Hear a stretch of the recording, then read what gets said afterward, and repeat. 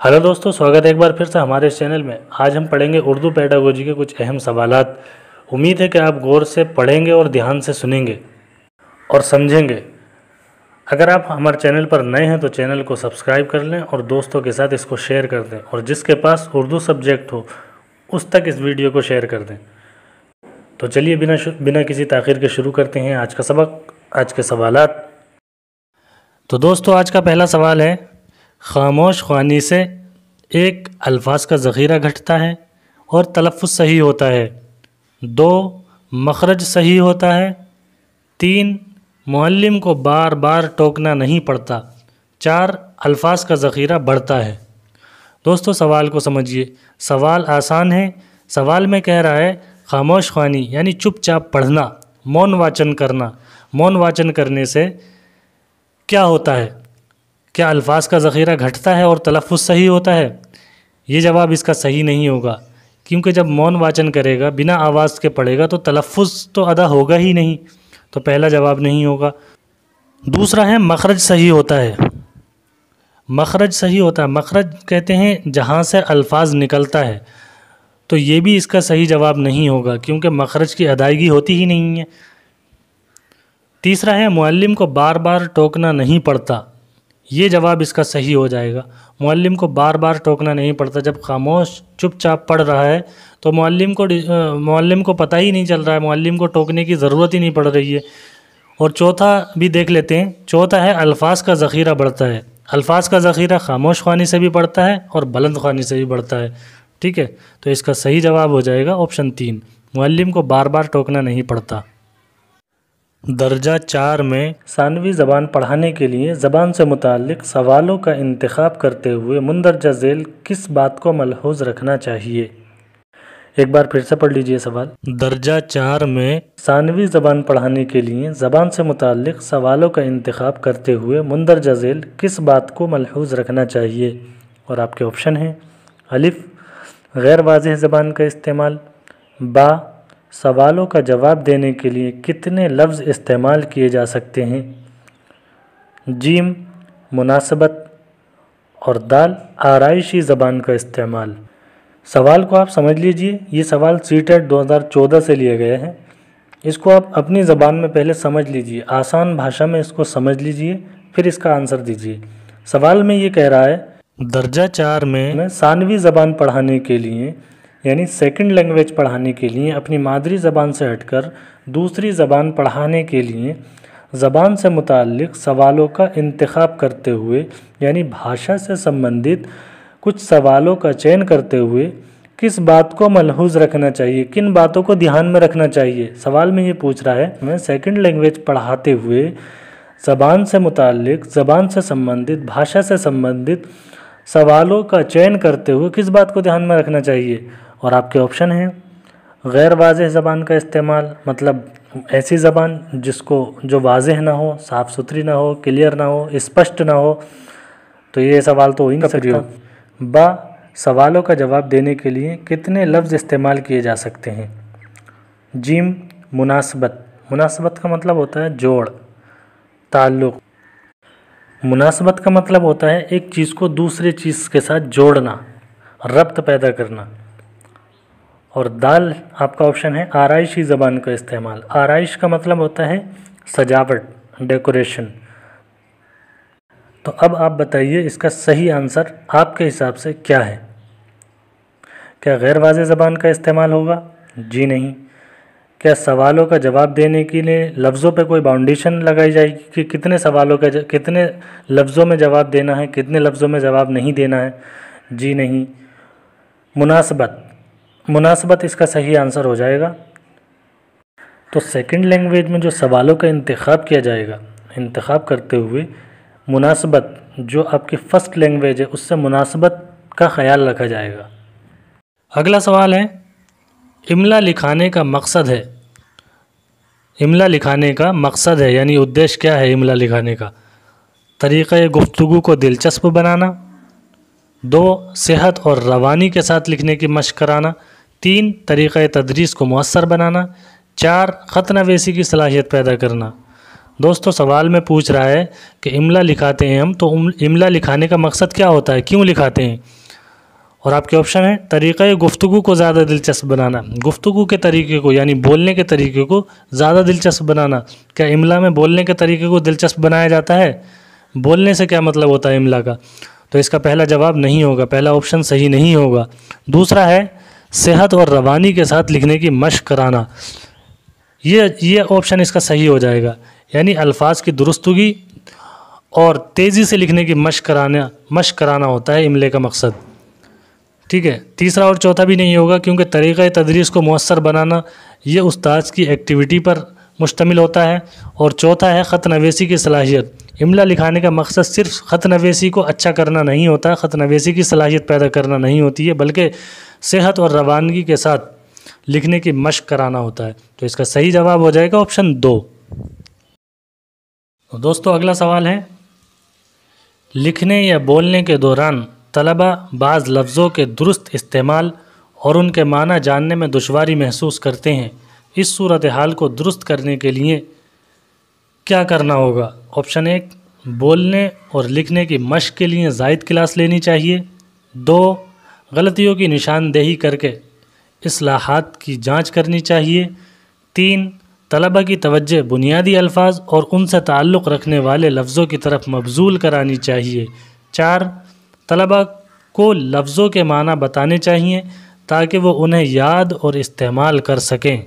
तो दोस्तों सवाल में कह रहा है कि लिखने या बोलने के दौरान बाज़ तलबा लफ्ज़ों के दुरुस्त इस्तेमाल और उनके माना जानने में दुश्वारी महसूस करते हैं, यानी इबारत पढ़ते समय या लिखते समय बहुत से तलबा लफ्ज़ों के दुरुस्त इस्तेमाल, सही प्रोनाउंसिएशन और उनके माना जानने में दुश्वारी महसूस करते हैं। तो इस सूरत हाल से किस तरह से निपटा जाएगा? और आपके ऑप्शन हैं, पहले ऑप्शन में बता रहा है कि बोलने और लिखने की मशक के लिए ज़ायद क्लास लेनी चाहिए। क्या ये जवाब सही हो सकता है? नहीं होगा, क्योंकि मैं आपको बता चुका हूँ कि स्कूल का एक टाइम टेबल होता है, एक पीरियड टाइम होता है, उसी के अंतर्गत उसी के अंदर रहकर, उसी के हद में रहकर हमें शिक्षण कार्य करना होता है। तो एक्स्ट्रा क्लास नहीं होती है, इसलिए ये जवाब सही नहीं होगा। दूसरा है गलतियों की निशानदेही करके इस्लाहात की जांच करनी चाहिए। ये जवाब भी इतना सही नहीं होगा, क्योंकि गलतियों की निशानदेही करके इस्लाहात की जांच हम लिखने में कर सकते हैं, लेकिन बोलने में जो माना जानने में दुश्वारी पैदा हो रही है उससे किस तरह से निपटा जाएगा? तो ऑप्शन 3 है, तलबा की तवज्जो बुनियादी अल्फाज और उनसे ताल्लुक़ रखने वाले लफ्ज़ों की तरफ मबजूल करानी चाहिए। ये जवाब इसका सही हो जाएगा। अगर किसी लफ्ज़ की बुनियादी हकीकत हमें पता हो तो हम उसके माना जानने में कोई दुश्वारी महसूस नहीं करेंगे। तो ऑप्शन 3 इसका सही जवाब हो जाएगा। चौथा भी देख लेते हैं। चौथे में बता रहा है कि तलबा को लफ्ज़ों के माना बताने चाहिए ताकि वो उन्हें याद और इस्तेमाल कर सकें। ये ऑप्शन भी सही नहीं होगा। क्यों? क्योंकि याद करना और रटना जहाँ भी आपके सवाल के ऑप्शन में आ जाए उसको तुरंत निकाल दीजिए। रटने का तो कहीं है ही नहीं, कहीं रटना याद करना, ठीक है, तो इसको निकाल दीजिए। ऑप्शन 3 इसका सही जवाब हो जाएगा। तलबा की तवज्जो बुनियादी अल्फाज और उनसे ताल्लुक़ रखने वाले लफ्ज़ों की तरफ मबजूल करानी चाहिए। अगला सवाल है, लिखने के अमल में आज़ादाना तौर पर लिखना, गौर खोज करना, ज़हनी खाका बनाना किस सतह पर सबसे ज़्यादा ज़रूरी है? और आपके ऑप्शन है 1 लिखने से कब्ल, 2 खाका बनाना, 3 इआदा और 4 प्रूफ रीडिंग। सवाल में पूछ रहा है दोस्तों कि लिखने के अमल में स्वतंत्र रूप से लिखना, गौर खोज करना, ठीक है, सोच विचार करना और ज़हनी प्लानिंग करना किस सतह पर सबसे ज़्यादा ज़रूरी है, यानी किस स्टेज पर, किस वक्त सबसे ज़्यादा ज़रूरी है? तो ऑप्शन है आपके लिखने से पहले, दूसरा है खाका बनाना, तीसरा इआदा और चौथा प्रूफ रीडिंग।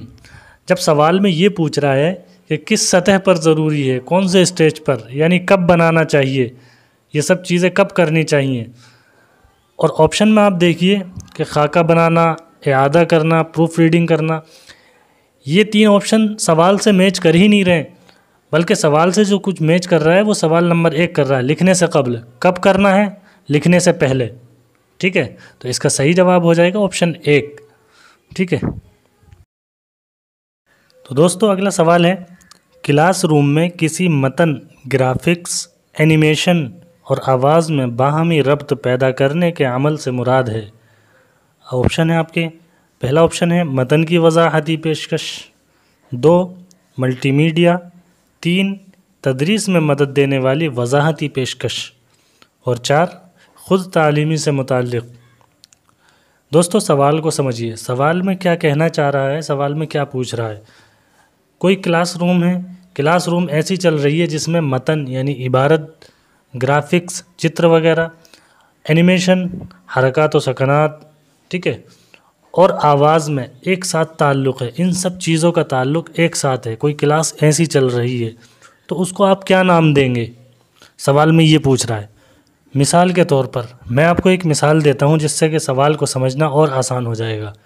मिसाल के तौर पर आप यूट्यूब पर क्लास लेते हैं, ठीक है, उस क्लास में कोई इबारत एक साथ चलती है, उसमें चित्र भी होता है, ठीक है, ग्राफिक्स भी होते हैं, एनिमेशन, हरकत और सकनात वगैरह भी होती हैं, उसमें एक्टिविटीज़ होती हैं, और आवाज़ का ताल्लुक़ भी होता है। इन सब का ताल्लुक़ एक साथ होता है या नहीं होता है, ठीक है।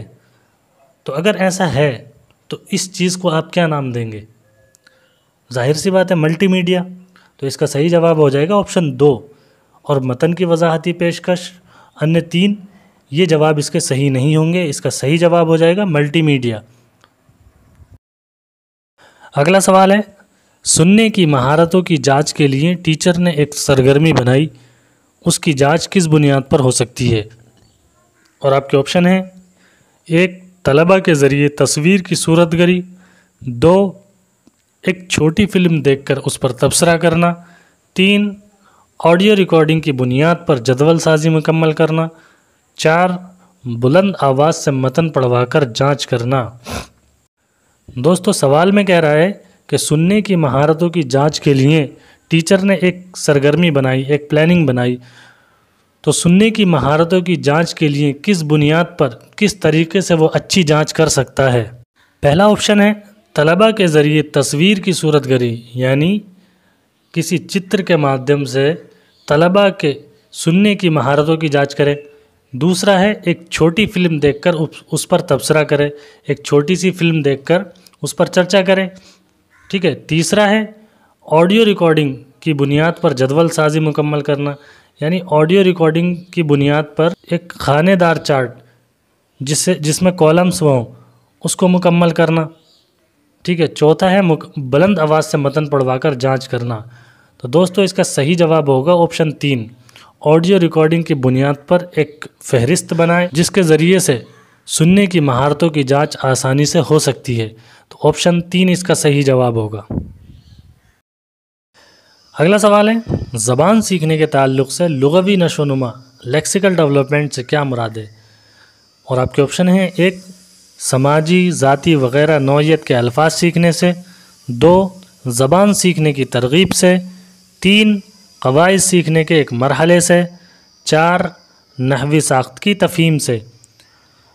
दोस्तों सवाल को समझिए, सवाल में कह रहा है कि ज़बान सीखने के ताल्लुक़ से लुग़वी नशोनुमा जो लेक्सिकल डेवलपमेंट है उसका क्या मतलब है? पहले ऑप्शन की माने तो समाजी, ज़ाती वग़ैरह नौइयत के अल्फाज सीखने से। क्या ये जवाब सही हो सकता है? जी हाँ, इसका सही जवाब यही होगा, क्योंकि लुग़त का ताल्लुक़ अल्फाज से होता है, ठीक है। और बाकी आप ऑप्शन में देखिए कि ज़बान सीखने की तरगीब देना दूसरे ऑप्शन की माने तो ज़बान का ताल्लुक़ लुग़त से नहीं होता, लुग़वी नशोनुमा से नहीं होता है। इस तरीके से क़वाइद तीसरे ऑप्शन की माने तो क़वाइद का ताल्लुक़ ग्रामर से होता है।